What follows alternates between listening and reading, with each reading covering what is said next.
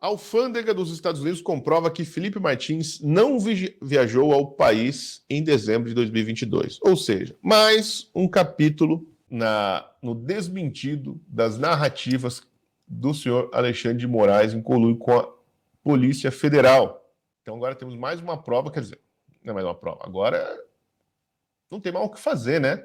Veja, esses dias tinha saído que o Felipe Martins estava em Curitiba, em Brasília, andando de Uber, no dia 30 e 31 de dezembro, comendo hambúrguer, né? Aliás, que triste, hein, Felipe? Porra, no ano novo tu vai comer hambúrguer no McDonald's. Bom, e agora vem o quê? Um documento lá da gringa, né, do próprio Departamento de Estado americano, dizendo, não, o sujeito não pôs os pés aqui. A defesa de Felipe Martins, preso há 4 meses em Curitiba, acaba de enviar ao Supremo Tribunal Federal mais uma prova de que o ex-assessor presidencial não viajou com a comitiva de Jair Bolsonaro para os Estados Unidos em 30 de dezembro de 2022.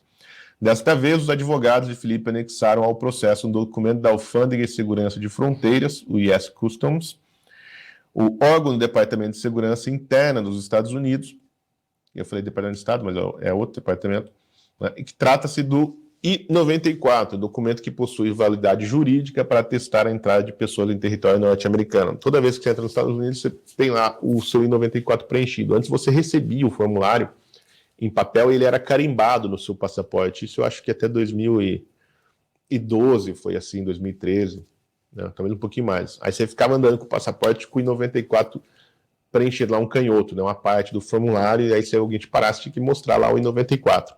Né? Falou, não, tô legal aqui e tal, beleza. Agora ele não é mais preenchido, né? Porque você preenchia isso no avião ainda com caneta. Ele não é mais preenchido assim, né? Ele, na verdade, ele é preenchido pela própria companhia aérea, você nem vê o formulário, ele é um documento que circula só dentro do governo, você não tem mais acesso a ele. Quer dizer, até tem um site que você consegue ter acesso, né? Que é onde o pessoal do Metrópolis teve acesso aos documentos do Felipe, foi lá, fuçou, conseguiu a documentação dele, se passou por ele, entrou no site, né, numa puta de uma fraude, né, se não me engano foi o Guilherme Amado que fez isso, Dani? Quem falsificou os documentos do Felipe para acessar os dados dele de viagem lá do Metrópole? Acho que foi o Guilherme Amado que publicou. Bom, e aí o que acontece?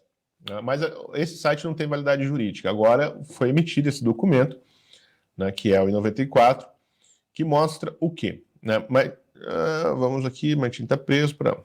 O novo documento apresentado pela defesa de Felipe mostra que a última e mais recente viagem do ex-assessor para os Estados Unidos foi feita em 18 de setembro de 2022, quando Felipe estava acompanhando o ex-presidente Jair Bolsonaro na condição de assessor internacional. Há poucos dias, a defesa de Felipe reuniu comprovantes de Uber que demonstram sua presença em Brasília no dia 30 de dezembro de 2022, enquanto o avião presidencial voava para Orlando. Felipe comia um hambúrguer na capital federal. No dia seguinte, como já ficou comprovado pela companhia aérea Latam, ele viajava para Curitiba com a esposa. Todos os documentos que atestam sua presença em Ponta Grossa, recibos de iFood, extratos bancários, faturas de celular, também foram apresentados a Alexandre de Moraes, mas Felipe continua preso. Para Ricardo Fernandes, que é um dos advogados do Felipe, o documento da alfândega dos Estados Unidos torna ainda mais inevitável a liberação do seu cliente. Aí aspas para o advogado. A defesa teve acesso a esse documento que está disponível no site do governo americano. O próprio site informa que se alguém precisa provar uma ida aos Estados Unidos, o documento possui validade jurídica, é o I-94, justamente esse documento que nós juntamos ao processo agora, mostrando que a entrada mais recente de Felipe foi em setembro de 2022. É mais uma narrativa que cai, mais uma prova juntada, e esperamos que essa seja de fato definitiva. Para quem quiser testar, pode entrar no site americano e verificar no 94. Na epígrafe da petição enviada ao STF pela equipe de Sebastião Coelho, que atua na defesa de Felipe Martins, constam 2 citações das obras jurídicas que reproduzimos a seguir. Uma do próprio Gilmar Mendes, que é o seu curso de Direito Constitucional, em coautoria com o Paulo Gonet, vejam só. A prisão preventiva, que é o regime que Felipe está, não pode violar as diretrizes básicas que demandam da ordem constitucional concernente à temporariedade, necessidade, instrumentalidade, não podendo ela ser utilizada como sucedâneo antecipado da pena a ser aplicada, que é justamente o caso, né, que Felipe está. E outro, vejam só, do livro de Direito Constitucional de ninguém menos do que o senhor Alexandre de Moraes. Dessa forma, a necessidade de que do Estado comprovar a culpabilidade do indivíduo, que é constitucionalmente presumido inocente, sob pena de voltarmos ao total arbítrio estatal, permitindo-se o odioso afastamento de direitos e garantias individuais, a imposição de sanções sem o devido processo legal e a decisão definitiva do órgão competente. Isso aqui é na época que o Alexandre era advogado e não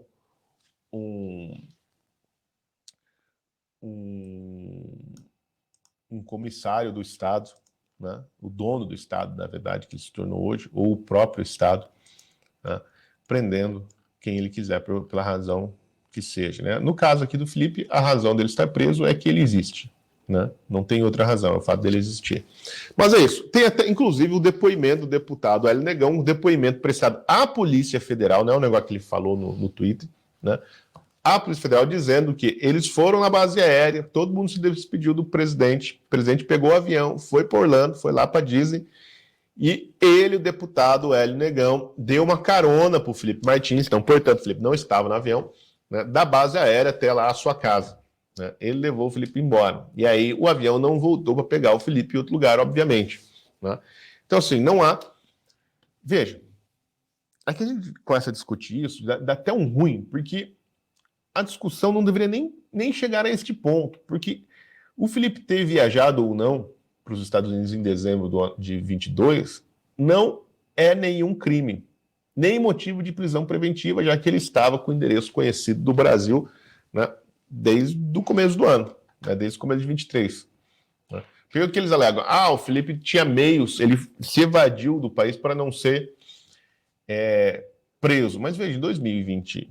dezembro de 2022, não tinha dado golpe de Estado, não tinha 8 de janeiro, não tinha emenda do golpe, não tinha nada, não tinha investigação aberta contra o Felipe, nada.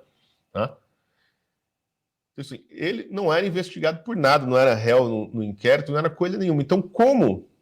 Por que ele estaria fugindo? Né? Veja, então, assim, é o sujeito fugindo de um crime que vai acontecer no futuro, né, se antecipando para não ser, sim, para não ser preso por um crime que ainda não aconteceu. Né? É um negócio completamente absurdo. Né? Não há nenhum problema um sujeito, um brasileiro, né, viajar para o exterior. Né? Quando ele não está, não há nenhum impedimento legal para isso. Né? Então, se decretou a prisão preventiva porque ele podia fugir do país. Mas veja, já no 8 de janeiro, já começou as investigações, ele já foi implicado ali, né?